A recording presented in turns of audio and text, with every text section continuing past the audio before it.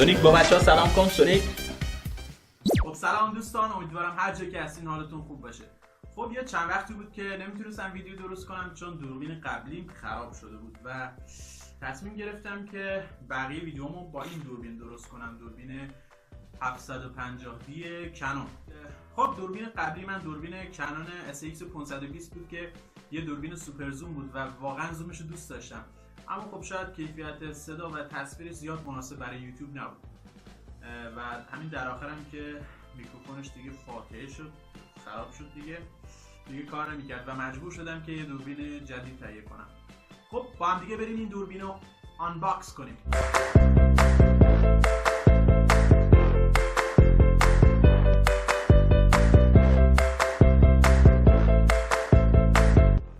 دفترچه‌اش فقط به زبان انگلیسیه.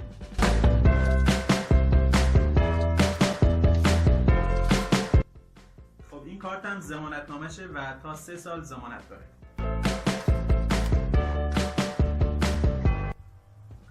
خب این خود دوربینه و اینجا میتونید بخونید کنون 750D. همراه دوربین یه لنز 1855 خود کنون هم هست. این شارژرشه، این هم قسمت دوم شارژره و این هم بند و کولشه. خب باتری رو بذاریم رو دوربین ببینیم چطوری عمل میکنه اینا.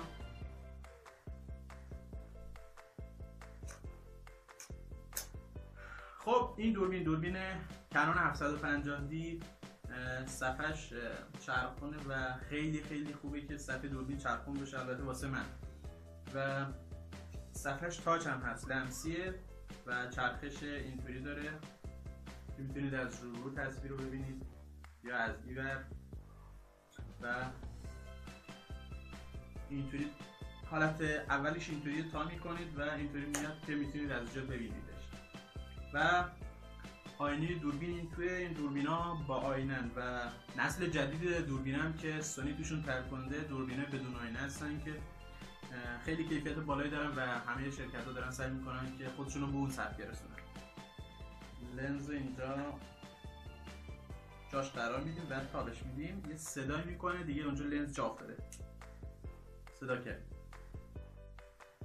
خب این لنز هم مثل خیلی از لنزهای دیگه فوکوس اتومات و فوکوس دستی داره و لرزشگیر هم داره که خیلی خوبه، باعث میشه که توی فیلم برداری و توی عکاسی دست نلرزه و کیفیت تصویر بهتر بشه.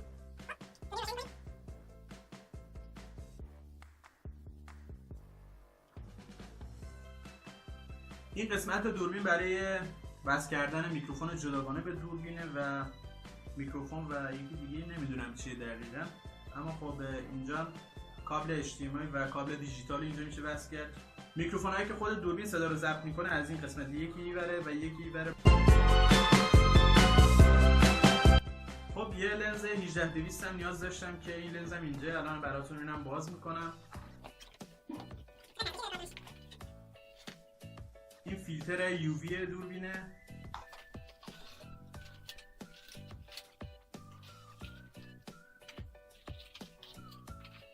خب اینم لنز تامرون 18-200 و با توجه به اینکه من بعضی وقتا شاید دوربین مخفی هم درست کردم،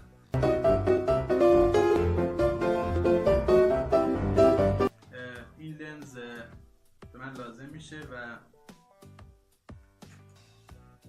یه بار این لنزم روی دوربین وصلش کنم.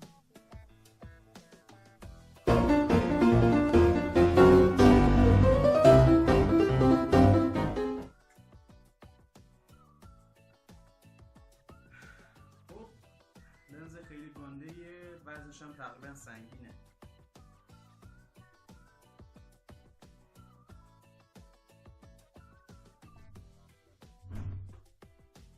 اینم از لنز 18-200 که وقتی که روی حالت 200 میذاریمش تقریبا لنز خیلی بزرگی میشه، اندازه دوربین اینقدر میشه و زوم تقریبا خیلی خوبی هم داره.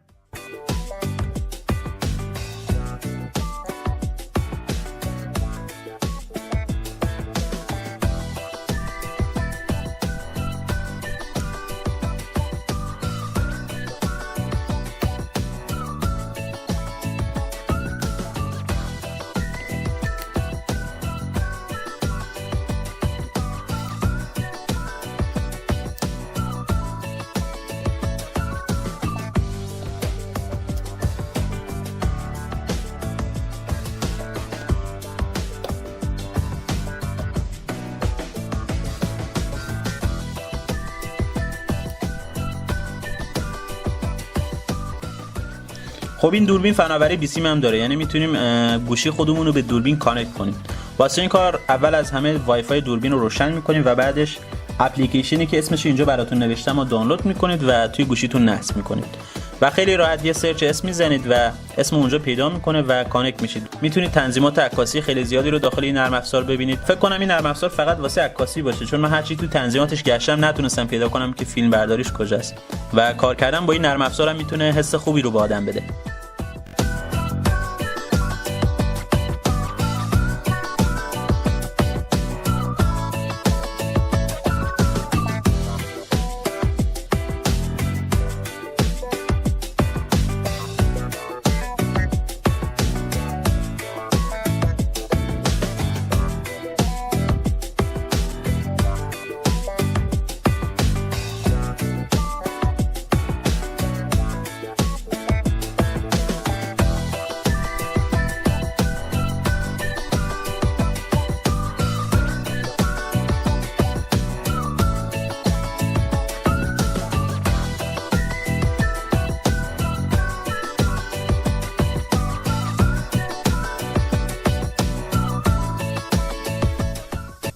برای خرید این دوربین مجبور شدم که موتورم رو بفروشم. یه موتور داشتم که دوستش داشتم ولی خب مجبور شدم بفروشمش. واسه فروشش هم الان بازار ایران انقدر خرابه که شاید چیز حدود 20 روز بود که واسه فروش گذاشته بودم و فروش نمیرفت، چون اصلا قیمت ها خیلی خیلی رفته بالا. قیمت خود همین دوربین خیلی خیلی حدود 4 برابر شده و همه چیز گرون شده. الان اگه کسی بخواد چیزی رو تو بازار بفروشه مجبوره که به قیمت کمتر بذاره. واقعا خرید فروش الان خیلی افتضاح شده، هم خرید هم فروش.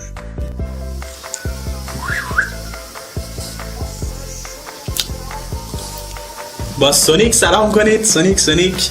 سونیک جوجه تیغی و خیلی من جوجه تیغی رو دوست دارم، به خاطرم یه جوجه تیغی تو خونم دارم. این ویدیویی که الان داری نگاه میکنید با دوربین 750D کانونه و ویدیو قبلی رو من با گوشی داشتم میگرفتم. اگه کیفیتش پایین بود شرمنده، این مال گازمنده. و ممنون که با ما بودید. تا یک ویدیو دیگه، خدا نگهدار.